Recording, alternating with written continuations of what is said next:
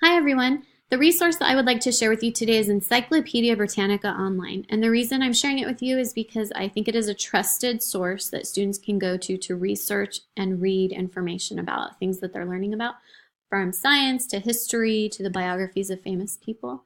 I've seen students Google their research where they're just like, for example, when did Missouri become a state? And they'll find the answer and write it down for a research project rather than actually researching and reading articles. So if I type in Missouri on Encyclopedia Britannica, I'm going to get a great article on Missouri with images. And over here's the table of contents, and this shows you all the information that's going to be in the article. Another thing I can do here is research people. Here is a singer that I admire a lot. And so here's an article on her and her life, Marian Anderson, with great images. So it is trusted, a trusted source.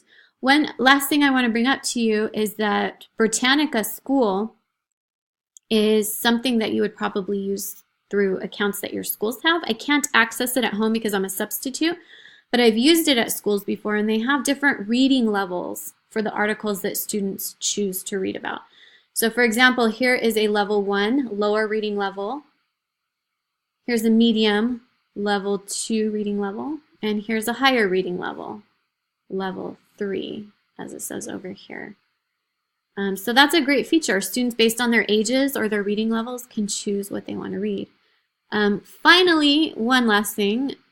Encyclopedia Britannica has some quizzes that you could use in hyperdocs or lesson plans. And that is about it. Thank you.